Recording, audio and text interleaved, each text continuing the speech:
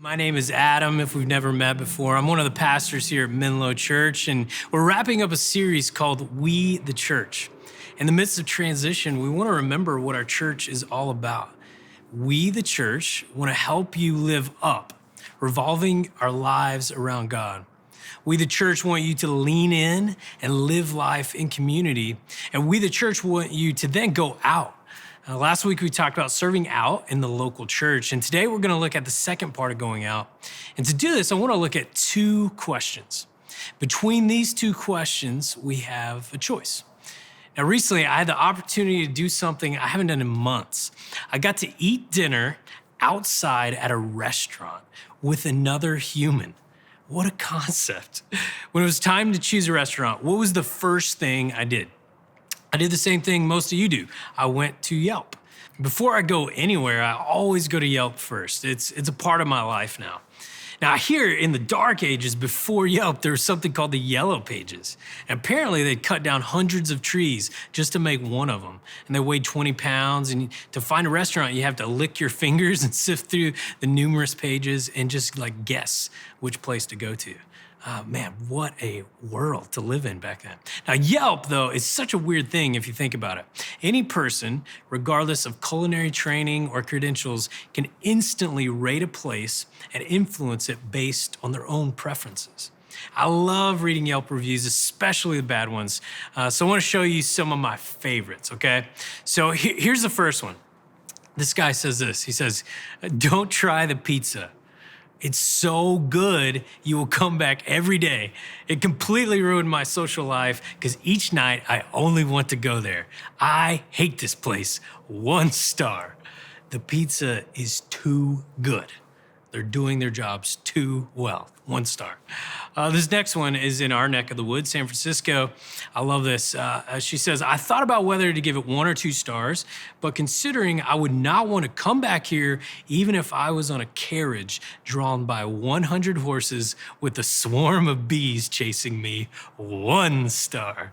This is almost biblical language. A carriage with a swarm of bees. That's quite the statement. This next one, this guy gives 1 star and then says this: "Not nearly worth the price. Food, of course, is exceptional." Wait, that's a good thing for a restaurant. "Staff was giddy, very inappropriate for a haute cuisine joint, dressing in ill-fitting, mediocre suits, vaguely rude," I don't even know what that means, "self-absorbed, chubby." As someone afflicted with chubbiness, I resent this comment deeply. And then finally, my favorite. See if you can guess where this review comes from. "I expected this park to be one of the highlights in our 10-day road trip. We were horribly, terribly, tragically disappointed. The rangers therein were unfriendly and frankly rude.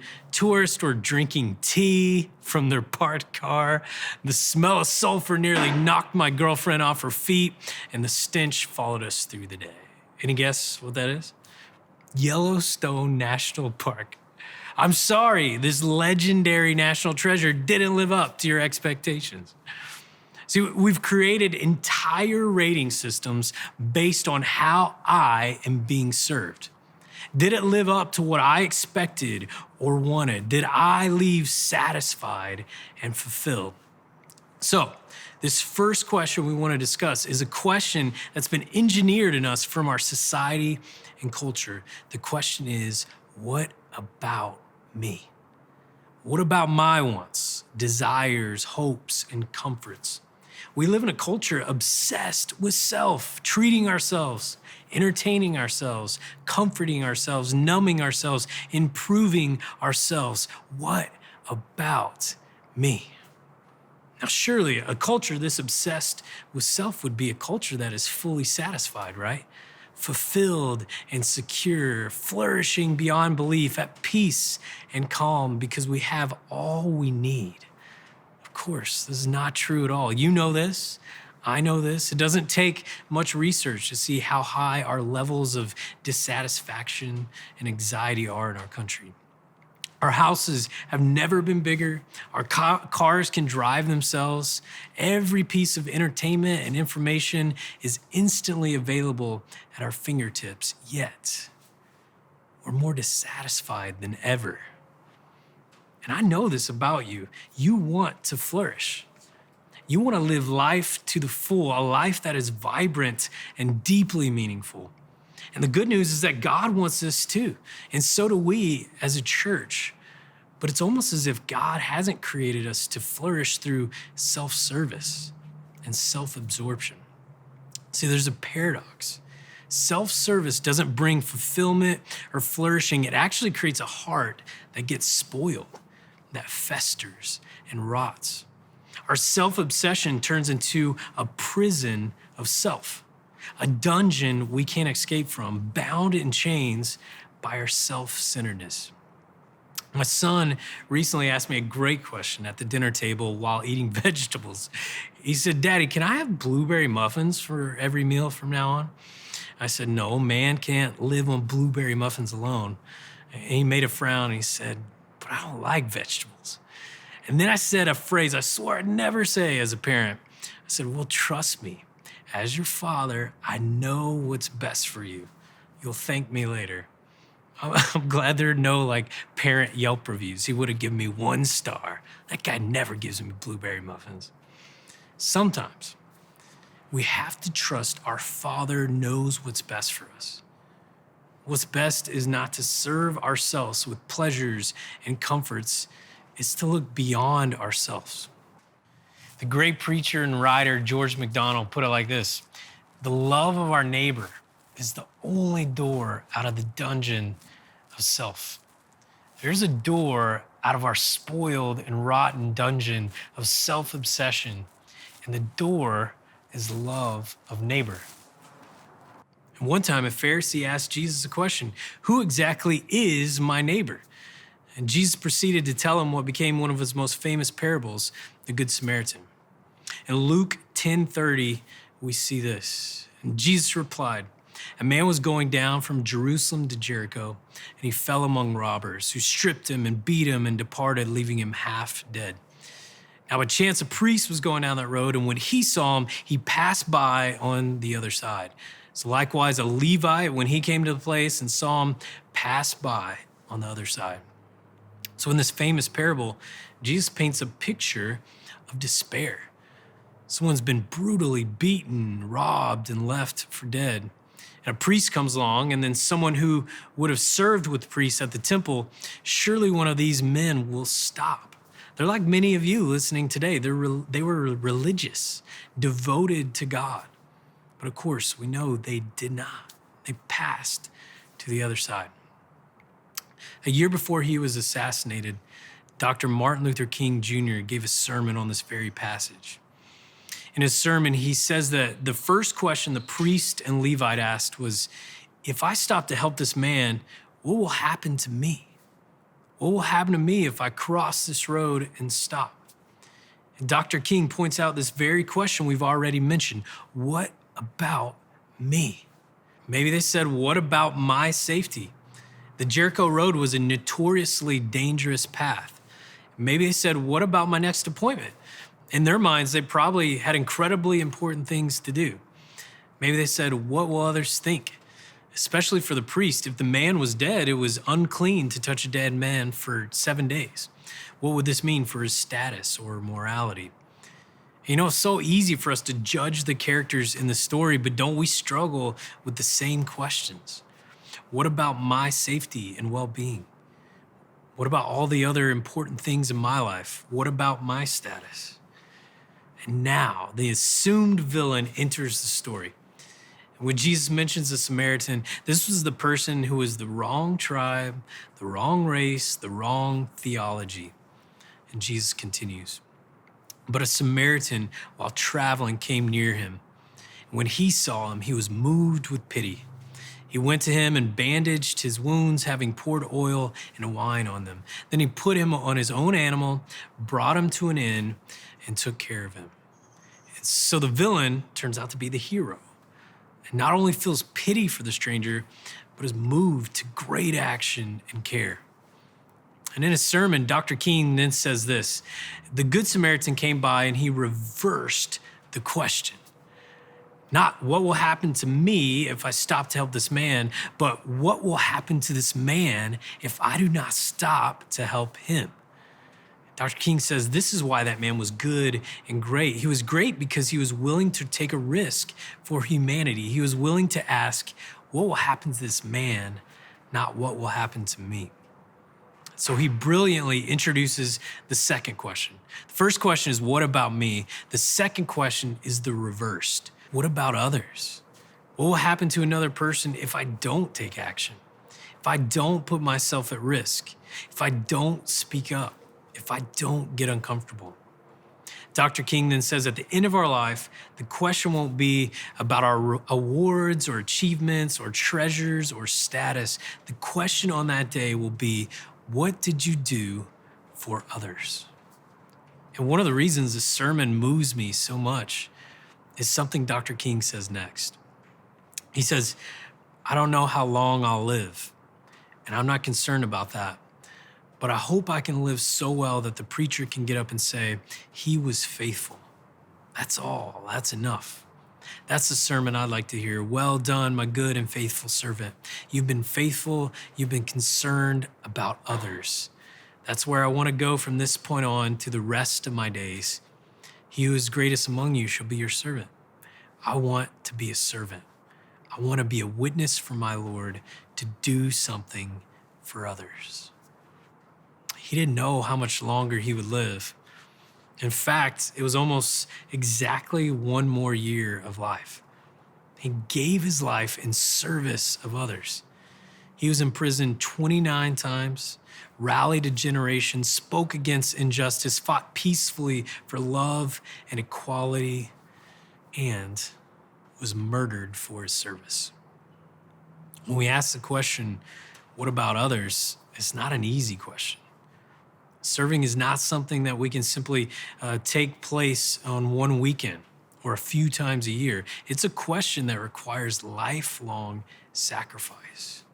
One of my church coworkers, who will remain nameless, is an extreme J on the Myers-Briggs personality test. If you don't know what that is, it essentially means that he is wired for details and schedules and planning.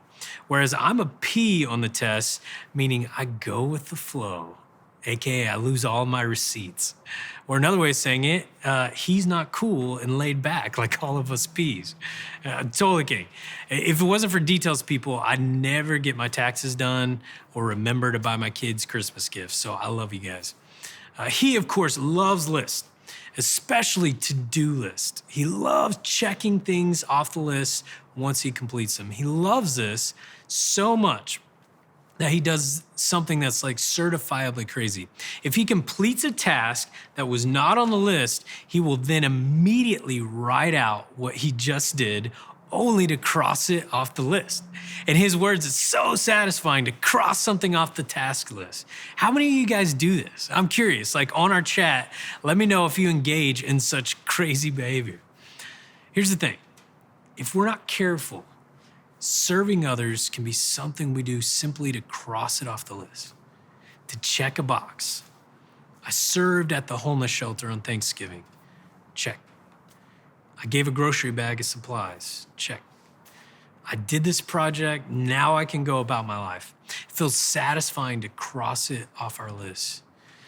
Now, don't hear me wrong. These are great and amazing things. We as a church want to continually provide opportunities and projects to help you serve others in tangible ways. So please continue to do this. Our mission directors work hard to make these events happen. But the goal is not to do these projects and be done. When we talk about our church value of going out and serving others, we're not talking about occasional project. We're talking about a lifelong commitment to a way of living. Last week, I got the chance to interview some of our church's mission partners. They're great examples of what it means to commit to a life of service. Check this out. Well, hey, you guys, thanks so much for joining us. You've got a captive audience of like thousands, maybe millions watching across the world. Just kidding. But we're so grateful to hear from you.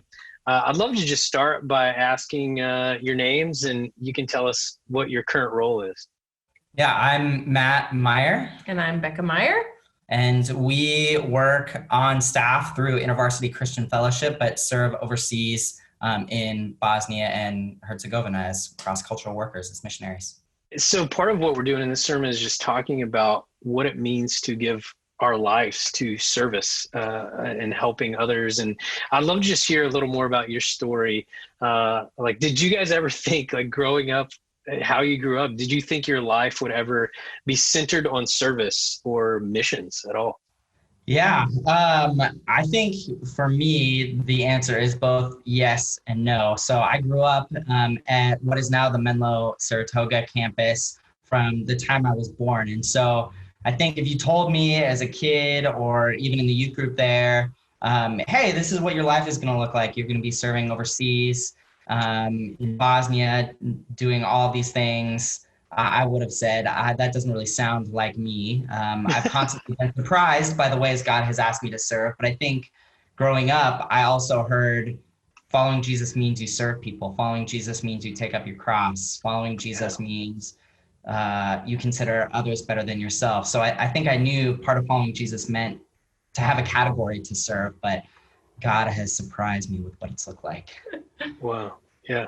So at some point you guys, you decided to jump in like from your normal life here in California and, go to Bosnia. Like what would you say is the turning point? What sort of drew you to do this?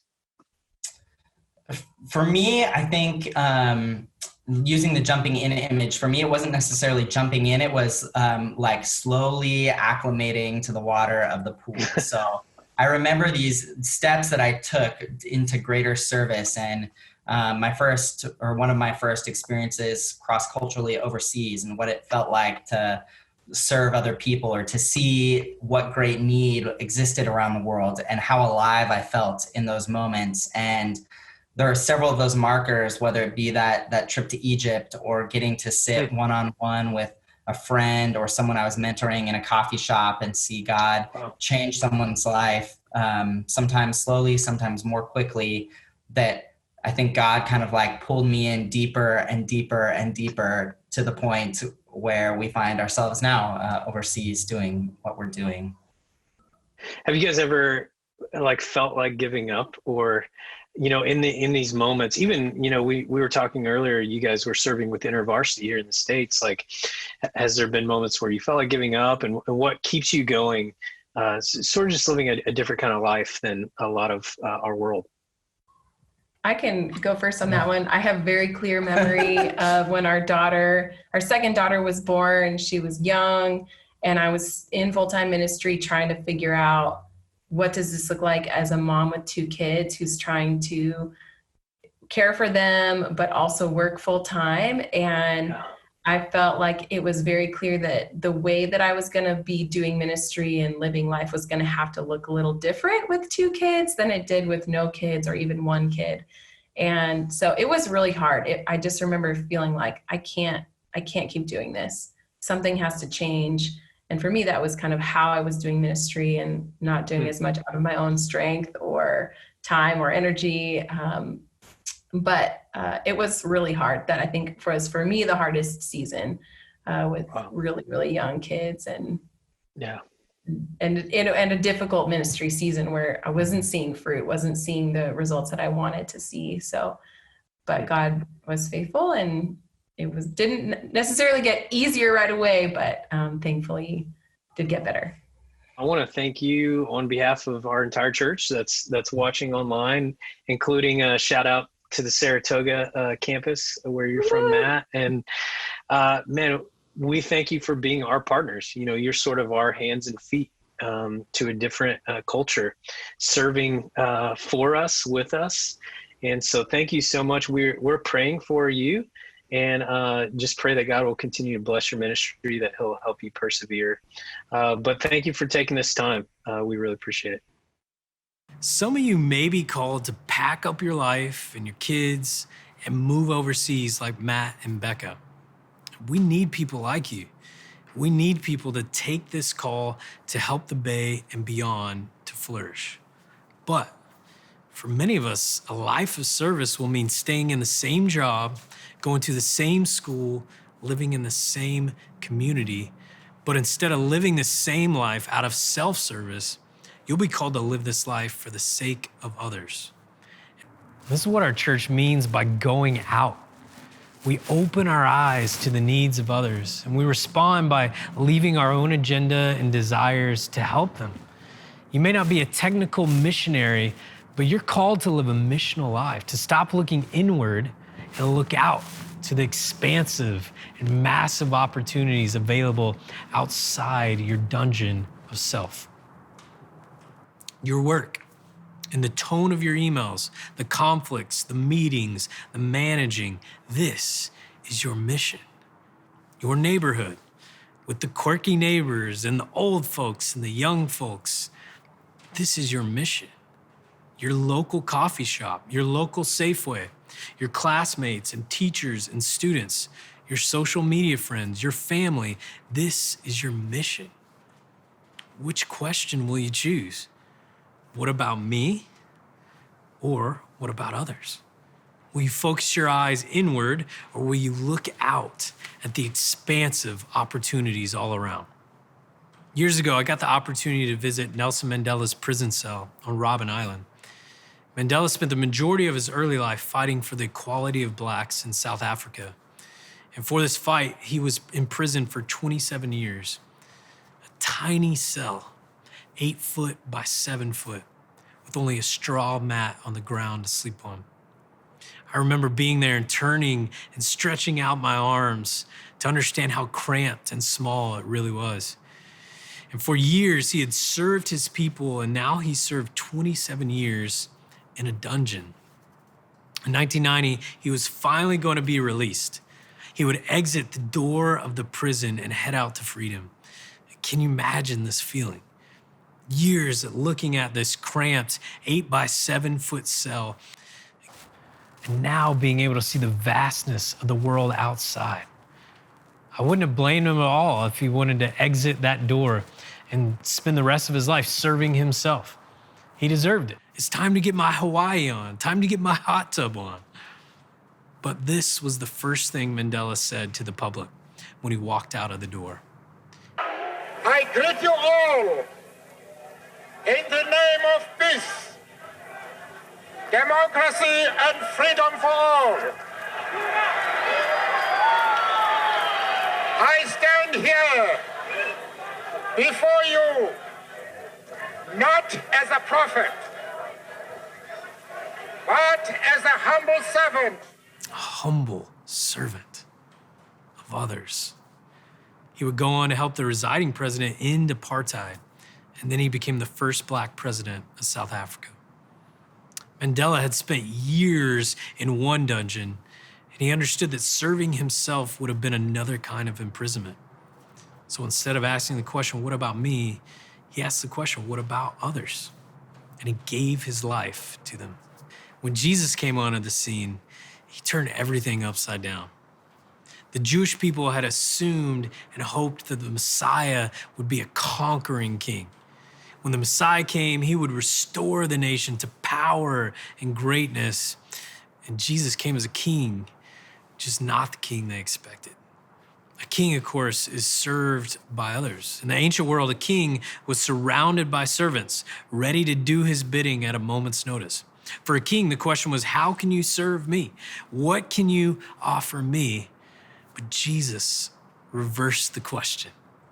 In the great poem in Philippians 2, there's this line, but he emptied himself by taking the form of a servant.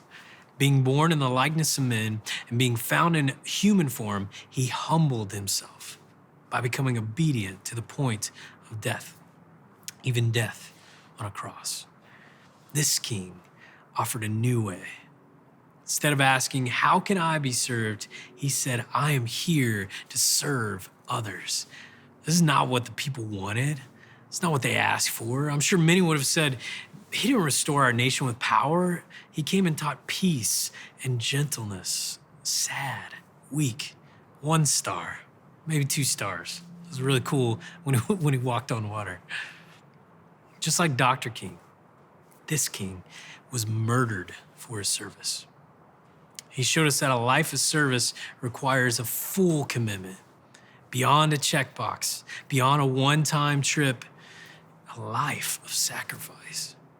He taught us that if we want a flourishing life, it comes not from serving ourselves, but from serving others.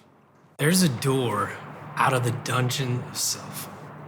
May we step out of this door, out of our ego and pleasures and comforts. May we step out of our worship gatherings constructed on our own preferences and traditions. May we speak out against injustices against our neighbors. May we branch out of our comfortable tribes, our in-groups, our political identities. And may we live out the kingdom created by a king who became a servant. May we ask the question, what about others?